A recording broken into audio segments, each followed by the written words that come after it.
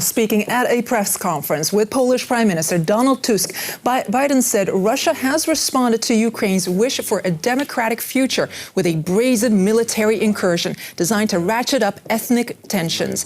Biden said President Putin's actions were a blatant violation of international law. Well, let's bring in DW correspondent Bastian Hartig, who joins us now from Brussels. Bastian, welcome to the Journal. Let's look at the NATO aspect first. Tough words from Joe Biden.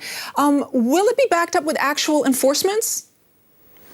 Well, what Joe Biden said today is that Washington remains strongly committed to the security of its NATO allies in Eastern Europe. And the fact that he's saying this in Poland actually makes this statement more significant, because you have to understand it's especially the Eastern European countries which are extremely worried by this development, because they share a border with Ukraine or they share a border with Russia, and they just don't know how far Russia is exactly going to go. It's sure that no one is interested in a military conflict, so that's not the goal. But it was meant to send a message. It was addressing the fears of the Eastern European countries, sending a message of support. But it was also supposed to send a message to Russia not to go any further, because the Eastern European countries, and not only them, are afraid that today it might be Crimea, tomorrow the east of Ukraine, and then who knows. All right. And what about the reactions from the other big player there where you are, the European Union? Well, they strongly condemned this move, which was to be expected. The Polish Prime Minister said it was completely unacceptable.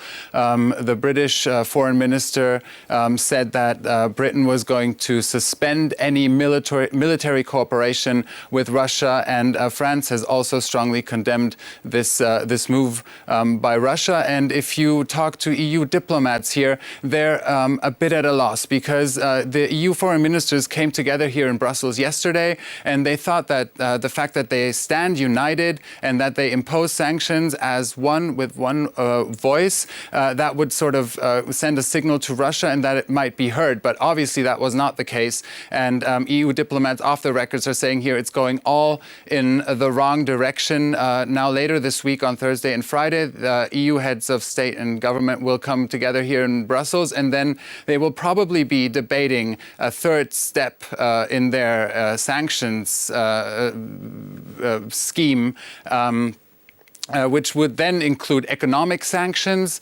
probably, and in the hope that that might bring about a change of mind in Russia. But Putin has already said that he's ready to retaliate and that he's ready to mirror any sanctions that the EU and the West might take. All right. Bastian Hartig with an update from Brussels. Thank you so much for your comprehensive reporting there. Well, there's caution.